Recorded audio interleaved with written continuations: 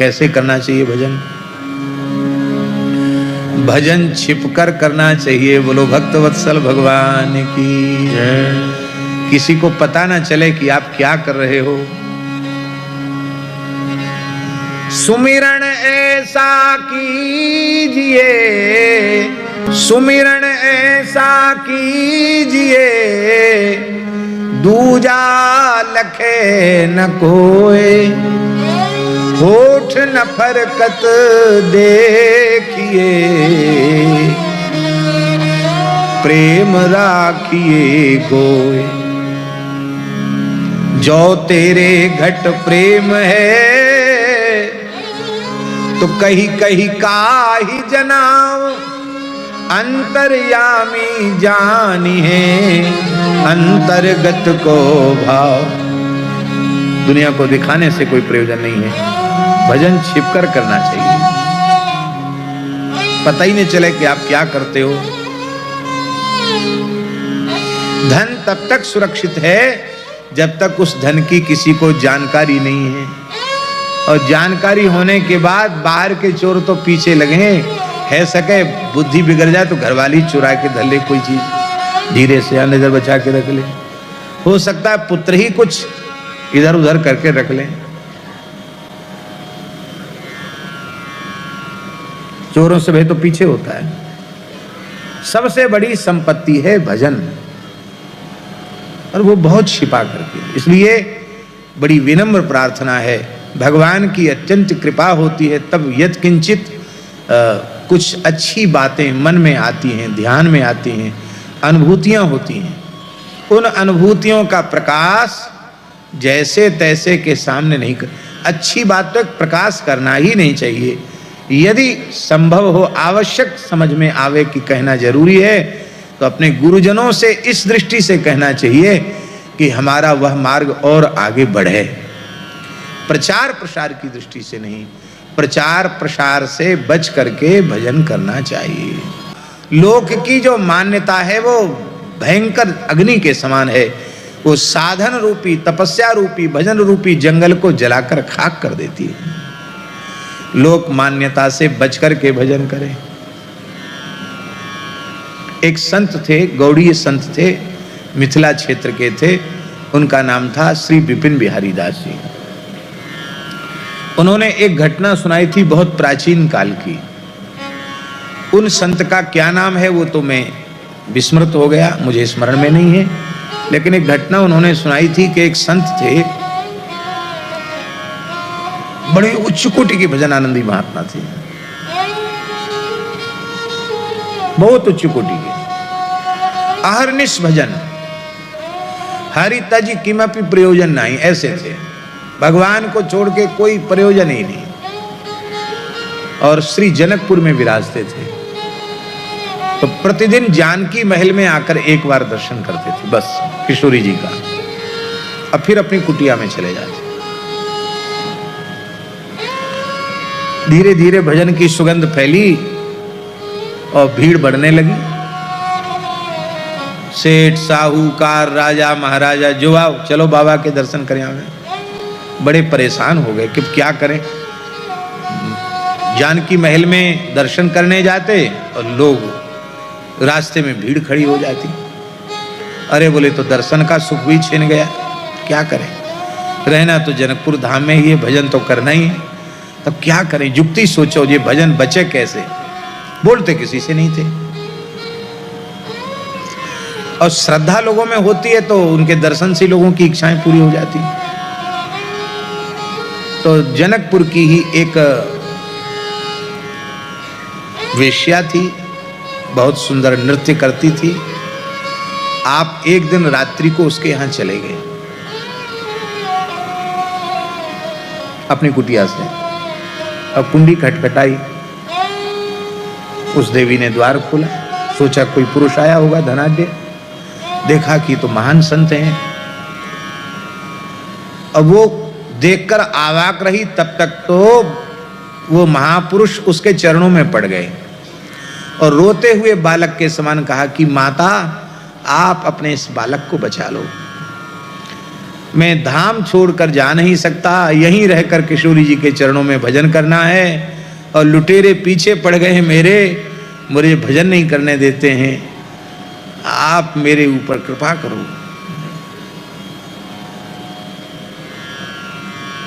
उसने कहा क्या कृपा करें महाराज, बताओ।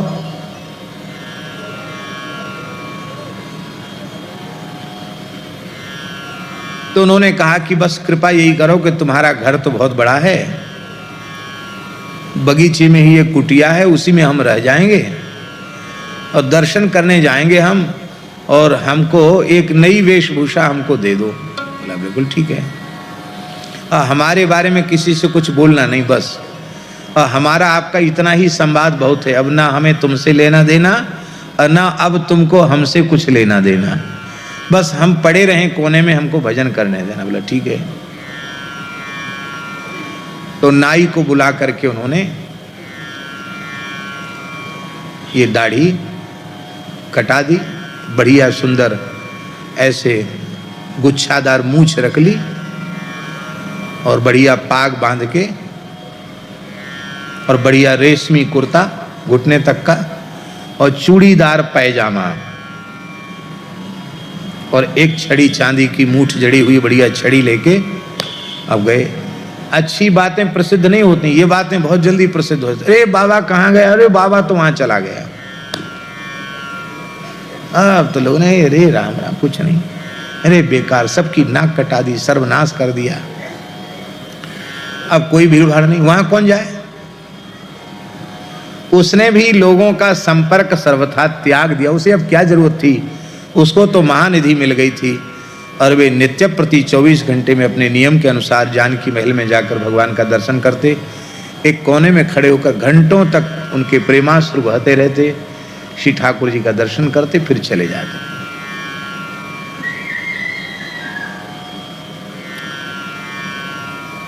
अब लोगों की भीड़ तो बिल्कुल बंद हो गई, दर्शन का नियम उनका नहीं छूटा। धीरे धीरे चर्चा भी लोगों में बंद हो गई, उपेक्षा जैसी कर दी। एक समय उन संत का भजन करते करते भगवत धाम प्रयाण हो गया। प्रयाण जैसे ही हुआ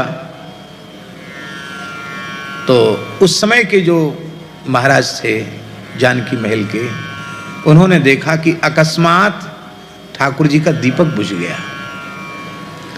तो ये एक संकेत अच्छा नहीं था। दीपक कैसे ठाकुर जी का बुझा? तुरंत जाए, शांति करवाई, दीपक प्रज्वलित किया। तो पुनः दीपक प्रज्वलित किया तो क्या देखा कि सरकार के नेत्रों से अश्रुधार बह रही है। अरे ये विग्रहों का रोना भी ठीक नहीं है, ये अश्रुधार क्यों बह रही है? बड़े विकल हो गए, ठाकुर जी का पर्दा किया, अनवसर किया। अच्छे महापुरुष थे वे भी, उन्होंने रोकर प्रार्थना की, प्रभु समझ में नहीं आ रहा ये क्या हो गया है। तो ठाकुर जी ने, श्री जी ने रोते हुए कहा कि एक मेरा प्राण प्यारा भक्त मेरे नित्य धाम में, नित्य महल में प्रविष्ट हो गया, पर ऐसा अब संत जिसने भजन को ही अपनी पूंजी माना हो, भजन को ही जीवन का सर्वस्व माना हो, अब तक ऐसा ना हुआ, ना आगे ऐसा दूसरा होने वाला है। तो अब उन संत का रोज हमें दर्शन नहीं होगा, उनके वियोग में हम रो रहे हैं और मानो संत रूपी दीपक ही अब बुझ गया। तब फिर महंत जी महाराज ने उनका संस्कार किया। ओ गाजे बाजे से सारा जनकपुर एकत्रित हो गया। अरे ऐसे संत तो पहले जो लुप्त हो गए थे, मरने के बाद फिर से प्रकाश उनका हुआ और उनका उत्सव मनाया गया। रात्रि का समय बहुत अमूल्य होता है। उस रात्रि के संपूर्ण समय की चोरी निद्रा देवी कर लेती है। निद्रा के द्वारा रात्रि के काल की चोरी कर ली जाती है। सोते सोते रात व्यतीत हो जाती है और लोग क्या कहते हैं, रात्रि को 9-10 बजे सो गए और सवेरे 6-7 बजे उठे और फिर कहते अरे आज तो बहुत जल्दी सवेरा हो गया। अरे भले आदमी, सवेरा जल्दी हो गया। रात के समय पर रात हुई, सवेरे के समय पर सवेरा हुआ। 1 मिनट घटती बढ़ती नहीं है काल की सीमा। तुम इतने प्रमादी हो चुके हो कि 7-8 घंटे तक मुर्दे के जैसे बिस्तर पर पड़े रहने पर भी तुम्हारा आलस्य, प्रमाद, तंद्रा दूर नहीं हुई और तुम कहते हो कि आज तो बहुत जल्दी सवेरा हो गया।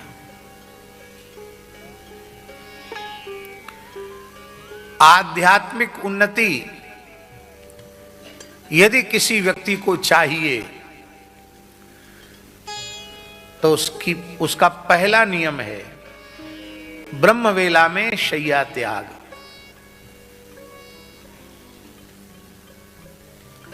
आध्यात्मिक उन्नति चाहिए तो कम से कम 4 बजे तो हर हालत में बिस्तर छोड़ दो, आसन छोड़ दो, स्नान आदि में चले जाओ। और आगे सुनो, भौतिक सुख समृद्धि भी चाहिए तो भी 4 बजे उठना सीखो। दैवी संपत्ति की प्राप्ति के लिए आपको ब्रह्मवेला में जगना पड़ेगा। आप लोग कहेंगे कि हमने तो दिन चढ़े तक सोने वाले, 9-10 बजे तक सोने वाले लोग भी धनी मानी देखे हैं। वो धनी मानी है अवश्य, इसमें कोई संदेह नहीं है, पर वे आसुरी संपत्ति वाले हैं। क्या आप भी आसुरी संपत्ति वाले बनना चाहते हैं? इसलिए मनुष्य अपने जीवन में यदि अभ्युदय चाहता हो, उन्नति चाहता हो, तो ठीक 4 बजे उठना आसन से आरंभ कर दे। प्रायः सोने वाले लोग रात्रि में 3-4 बजे के बीच एक बार उन्हें लघु शंका लगती है। प्रायः ऐसा होता है, शरीर की प्रक्रिया है। शरीर की अवस्था अधिक होने लग जाती है तो वेग रोकना कठिन होता है, तो लोग जाते लघु शंका, फिर आके लेट जाते हैं। और अवस्था शरीर की अधिक नहीं होती है, कम होती है, वेग रोकने की क्षमता होती है, तो लघु शंका लगी रहती है, फिर भी पड़े रहते हैं, आलस के मारे लघु शंका करने नहीं जाते हैं। लेकिन हमारा ऐसा मानना है, वो लघु शंका का वेग नहीं है, वो प्रकृति का अलार्म है। वो भगवान जगाते हैं कि भाई तुम उठोगे, लघु शंका के लिए उठोगे तो उठ ही जाओ, अब सो मत, अब सोने का समय नहीं है, अब स्नान ध्यान करके भजन में लग जाओ। लेकिन हम ईश्वरीय संदेश को नहीं मानते। सूर्योदय तक सोने की बात बहुत ही खराब है। साधक कथनचित सूर्योदय तक सो जाए तो उसे पश्चाताप करना चाहिए, इसका प्रायश्चित करना चाहिए। पूरे दिन केवल जल पी करके रहे और भगवान से प्रार्थना करे कि ऐसा दूसरा दिन हमारे जीवन में फिर ना आवे।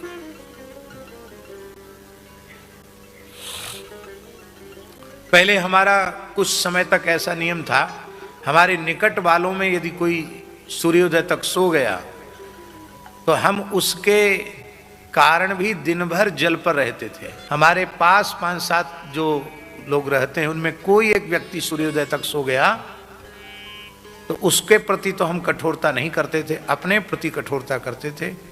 पूरे दिन केवल जल पर रहते थे। इस नियम को पूज्य पथमेड़ा महाराज जी ने हठ पूर्वक छुड़वाया।